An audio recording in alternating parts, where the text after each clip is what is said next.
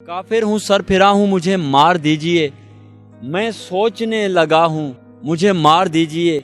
आपने जुज़ वक्ती कोई चीज़ कह दी और किसी ख़ास वाक़े से मुताल्लिक़ कह दी और आपकी सारी ज़िंदगी उसके एंटी है, तो फिर तो आप ये शोहरत के लिए कर रहे हैं। मजमूई तासुर और मेरी शायरी का जो मजमूई रंग है वो मज़ामत है। ये अपनी मर्ज़ी से सोचता है, इसे उठा लो, उठाने वालों से कुछ जुदा है, इसे उठा लो। इसे बताया भी था कि क्या बोलना है क्या नहीं, मगर ये मर्ज़ी से बोलता है, इसे उठा लो। शोहरत एक हादसा है और इसमें आपका कोई कमाल नहीं है। बिस्मिल्लाहिर्रहमानिर्रहीम, अस्सलाम वालेकुम। आप देख रहे हैं कैपिटल टीवी। मैं आपका मेज़बान सफदर अली हूँ। पलट तो आएगा एक रोज़ मेरे पास, मगर वो शख्स मेरे किसी काम का नहीं रहेगा। आज अहमद फराज साहब हमारे पास लौट के आ भी गए हैं और हमारे काम के भी हैं। आपका बहुत शुक्रिया अहमद भाई, ये कीमती वक्त का। बहुत शुक्रिया सफदर, और आपसे बात करना और आपसे ख़ास तौर पर लिटरेचर पर बात करना हमेशा से एक मज़े का और एक जो है ख़ासे की चीज़ है। इसीलिए आपको स्टूडियो से हम बाहर निकाल के लाए हैं इस खूबसूरत और सरसब्ज माहौल में कि आपसे गज़ल पर बात हो सके, शायरी पर बात हो सके और इंडिया के दूसरे तराने पर बात हो सके। आप बात तो समझ गए होंगे। हाँ ज़रूर, इंशाल्लाह बात करें। अच्छा, काफिर हूँ सर फिरा हूँ मुझे मार दीजिए, मैं सोचने लगा हूँ मुझे मार दीजिए। ये बहुत पुरानी गज़ल है आपकी, लेकिन इंडिया में जब भी कोई इनकलाब की बात होती है, जब भी कोई लेफ्टिस्ट ग्रुप के लोग बात करते हैं तो ये गुनगुनाई जाती है। फैज़ जालिब तो गुनगुनाई जाते हैं, लेकिन ये अब मैंने देखा कि कमोवेश 4-5 मिलियन लोगों ने इस वीडियो पर रिएक्ट किया हुआ था, इसको शेयर किया हुआ था। ये हमें गज़ल सुनाइए भी और इस पर भी कहिए कि क्या इंडिया के पास लिटरेचर ऐसा नहीं बचा कि वो पाकिस्तानी जो शायर हैं उनकी शायरी से इस्तेफादा करते हैं। देखिए, ये खुशबख्ती है पाकिस्तान की कि जो शेरी मंजरनामा है उसको प्रोपोर्शनली अगर आप देखें, जो अच्छे शायर हैं तो मेरे ख्याल में मोर देन 90% शायर पाकिस्तान से हैं इस वक्त जो लोग मंजरनामे पे हैं। और मज़ामती शायरी में इंडिया में लोग हैं अभी भी। एक लड़का मुझे वहाँ मिला, नवीन चौरे या ऐसे कोई उसका नाम था, वो भी बड़ा, उसने 2-3 चीज़ें उसकी बड़ी मशहूर हुई।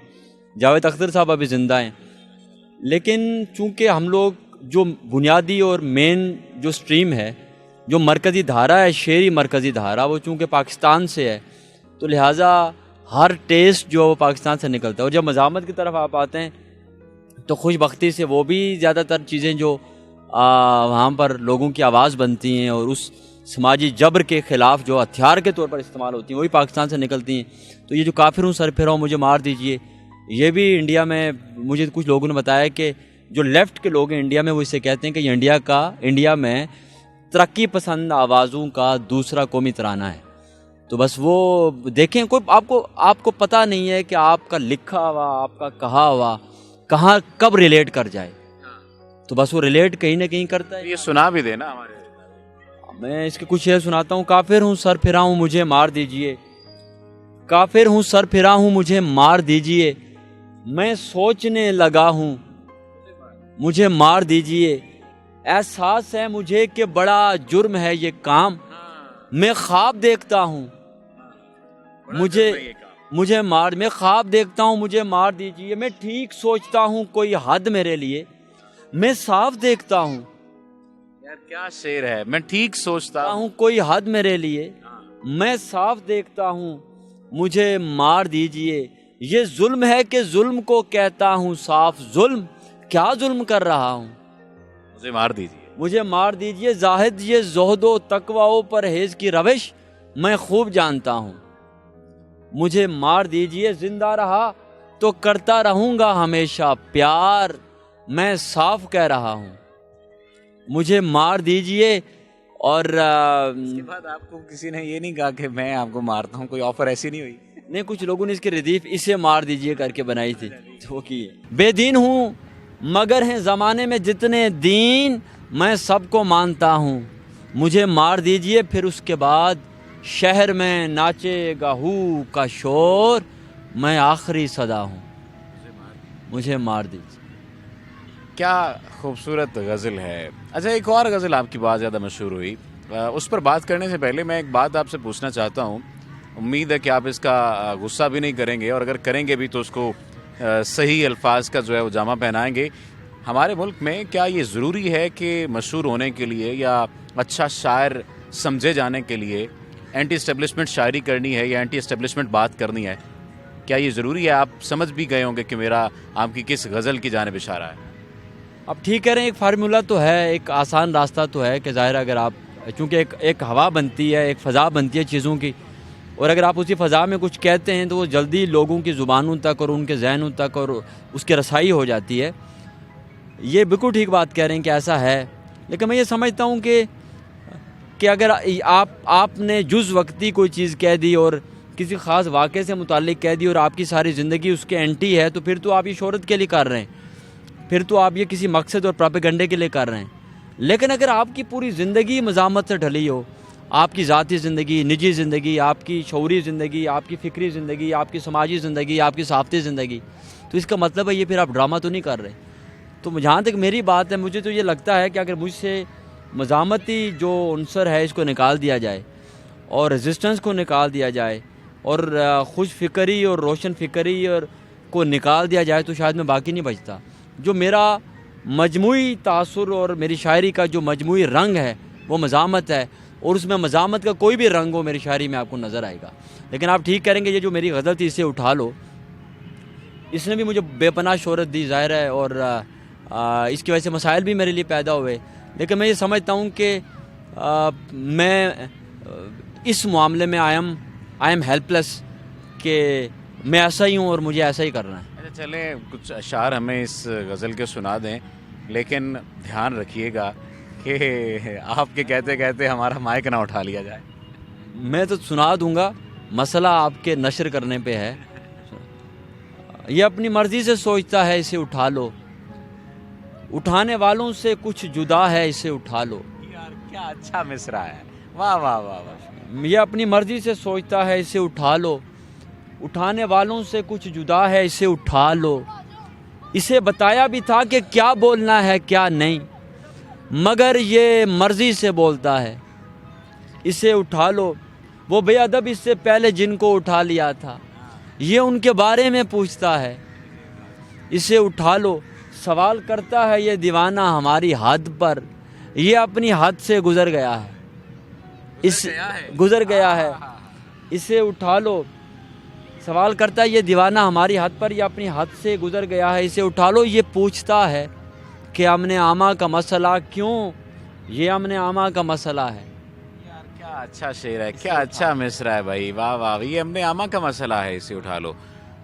خیر، ہم نے آپ کی اسے میں تو سٹنٹ کہوں گا، کیا یہ سٹنٹ کہا جا سکتا ہے؟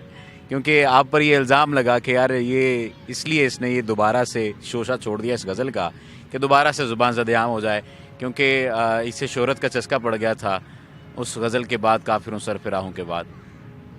میں نے کہا نا یہ صفدر یہ میرا مزاج ہے، اور مجھے آپ یقین کیجئے یہ جو دونوں میری غزلیں مشہور ہوئیں بہت زیادہ، یہ دونوں وہ غزلیں ہیں کہ جو میں نے شیئر نہیں کی. جو پہلی غزل تھی وہ ایک صاحب کو سنائی تو انہوں نے نوٹ کر کے ٹویٹر پر اور فیس بک پہ ڈال دی کوئی 2014 میں، تو اس کے بعد 2-3 دن بعد تو وہ سارے ملک میں ہر جگہ پر تھی. یہ جو غزل ہے، جب یہ ریکارڈ ہو رہا تھا یہ پروگرام، میرے ساتھ ایک شام تھی، تو میں نے خصوصی طور پر یہ گزارش کی کہ آپ ریکارڈنگ نہیں کریں گے اس پروگرام کی. لیکن جب صبح میری آنکھ کھلی تو کسی نے میرے پہلو میں سے چھپ کر اس کو ریکارڈ کیا. اگر آپ وہ ویڈیو بھی دیکھیں تو بالکل ایک خاص اینگل سے بنی ہوئی ہے، اور انہوں نے وہ شیئر کر دی، اور صبح جو تھی وہ it was every where on social media. اچھا، مزاحمتی شاعری بہت ہو گئی، کسی پر اگر وہ کھل بھی گیا ہے تو کتنا کھلا ہے؟ بغیر تعطل کے ہمیں یہ غزل سنائے. میں سناتا ہوں اس کے شعر کچھ کہ تو کیا شوق آنکھوں پہ بے رنگ خوابوں کا عقدہ کھلا ہے، کسی پر وہ کھل بھی گیا ہے تو اے دوست کتنا کھلا ہے، کسی پر وہ کھل بھی گیا ہے تو اے دوست کتنا کھلا ہے. وہ آنکھیں جنہیں میرے رستے سے اٹھنے کی عادت نہیں ہے، وہ آنکھیں جنہیں میرے رستے سے اٹھنے کی عادت نہیں ہے، وہ دروازہ میرے لیے جو ہمیشہ ہمیشہ کھلا ہے.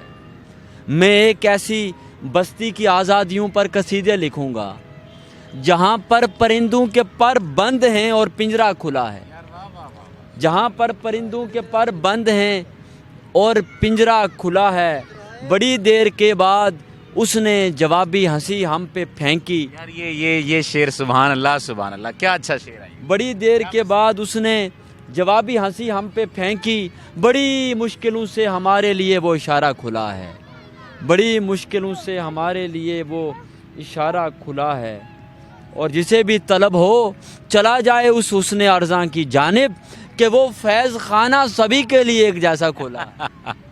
अरे क्या अच्छा शेर है, वाह वाह वाह वाह जिसे वाह। भी तलब हो चला जाए उस हुस्न अर्ज़ां की जानिब, कि वो फैज़ खाना सभी के लिए एक जैसा खुला है।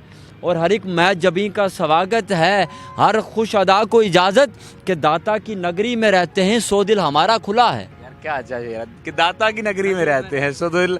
बड़ा आपने यहाँ पर जो है ना वो आसानी ले ली है दाता की नगरी का इस्तेमाल। मैंने कहा एक तलाज़मा इस शहर के साथ भी मिलाया जाए। अच्छा, हमने देखा है कि जो भी शायर वायरल हो जाता है उसके बारे में कमेंट ये किए जाने लगते हैं, शायरों की कम्युनिटी कह ली जाए उनमें, कि ये बुरी शायरी करता है, या अगर कोई बुरा शायर है तो उसे कहा जाता है कि ये वायरल है। यानी ये क्या तनासुब क्या है, ये क्या बनता है? मतलब आप इसको किस तरह से देखते हैं इस बात को कि जो मशहूर हो गया उस पर ये लेबल लग गया कि ये बुरी शायरी करता है, मैं नाम नहीं ले रहा किसी का, और अगर किसी ने कोई बुरी शायरी कर दी पर वो मशहूर हो गई तो वो एक ही एंगल, मतलब इसको किस तरह से आप देखते हैं? देखें, एक तो बुनियादी बात में हर जगह ये गुजारिश करता हूँ कि शोहरत जो है एक हादसा है, और मैं इसलिए कहता हूँ कि मैं ये तजर्बा कर चुका हूँ। शोहरत एक हादसा है और इसमें आपका कोई कमाल नहीं है, एक बात। दूसरी बात यह है कि शोहरत कोई मियार नहीं है अच्छी शायरी का, और प्रोपोर्शनली और तनासुब में बुरे शायर ज़्यादा मशहूर हैं। मैं आपको सही कह रहा हूँ। इसका मतलब ये नहीं है कि जो मशहूर है वो बुरा शायर है, बहुत अच्छे शायर भी मशहूर हैं।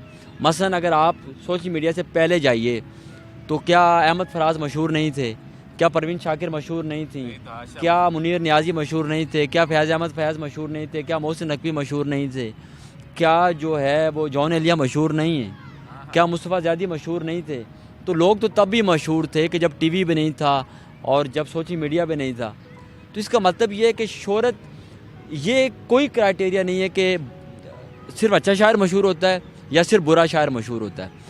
ये किस्मत की बात है, ये एक ऐसा सब्जेक्टिव मैटर है कि जिस पे आप कोई बात नहीं कर सकते। लेकिन अगर किसी एक असर में 2, 4, 10 लोग मशहूर हैं, उनमें से 7 लोग बुरे शायर, ज़्यादा कमज़ोर शायर, मैं बुरा तो नहीं, कमज़ोर शायर, मैं ख़ुद छोटा शायर हूँ, को कमज़ोर शायर को मशहूर हो जाए तो आप ये नहीं कह सकते कि नहीं भाई ये तो सिर्फ बुरे शायर ही मशहूर होते हैं।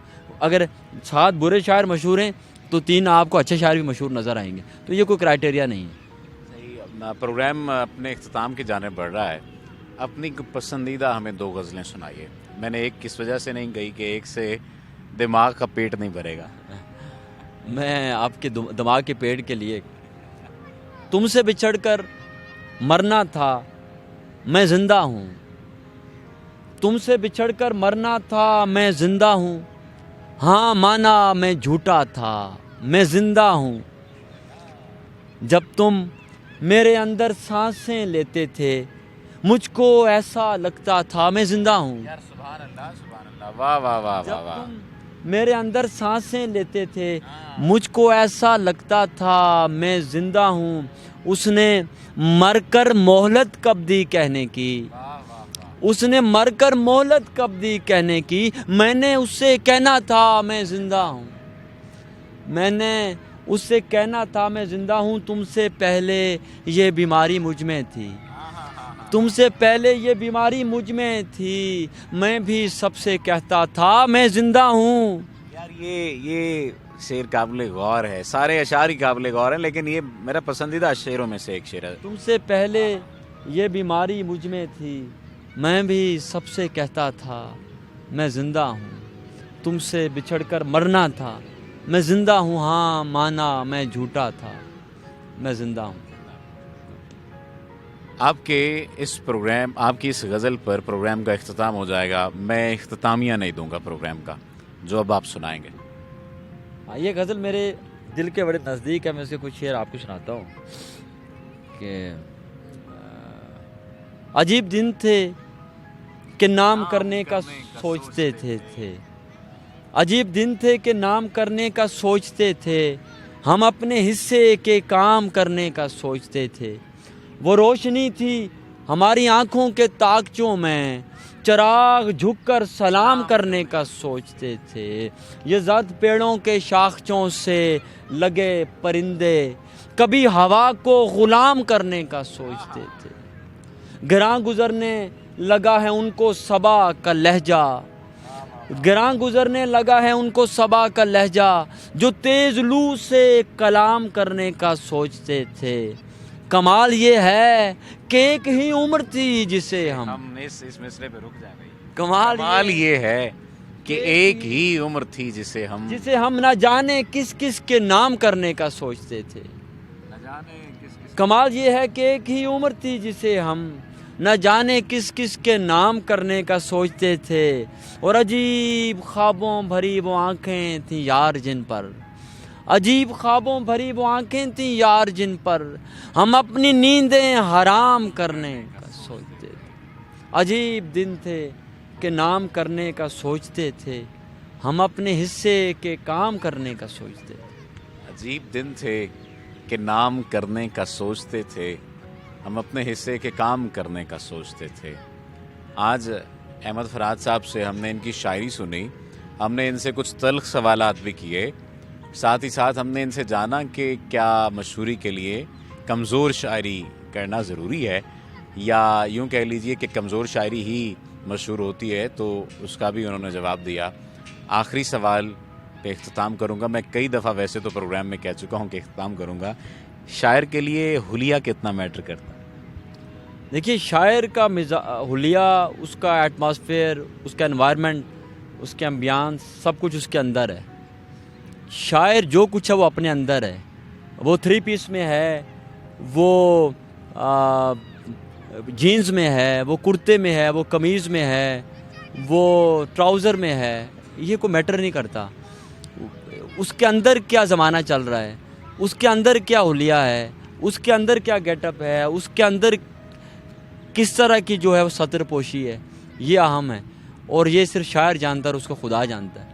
میں اسی وجہ سے، کیونکہ میں تو آج چادر بھی ایسی اوڑھ کر آیا جس میں مختلف شاعروں اور شاعرات کے نام لکھے تھے، تو میں نے کہا کہ چلے میں کچھ نقل کر لوں۔ آج تو آپ سارا اردو ادب اوڑھ کے بیٹھے ہوئے ہیں، لیکن آپ دیکھیے، آپ کے بارے میں یہ بات کہوں گا کہ دیکھیے، کچھ لوگ مزاج کے شاعر ہوتے ہیں، ان میں صرف ایک کام کی کمی ہوتی ہے کہ وہ شعر مصرع موضوع نہیں کرتے، لیکن ان کو اوڑھنا بچھونا ادب ہے، اور you are one of those very few people کہ جو شعر میں اور ادب میں اور لفظ میں سانس لیتے ہیں، اسی کو اوڑھنا بچھونا بناتے ہیں اور اسی ایٹماسفیئر میں رہتے ہیں۔ آپ سمجھ لیجئے کہ آپ شاعروں کے ہمزاد ہیں۔ یہ بہت شکریہ آپ کا، آپ کی محبت کا۔ اللہ تعالیٰ آپ کو سلامت رکھے۔ اپنے میزبان کو دیجیے اجازت، آپ سے پھر ملاقات ہوگی ایک نئے پروگرام، ایک نئے موضوع، ایک نئی شخصیت کے ساتھ۔ اللہ نگہبان۔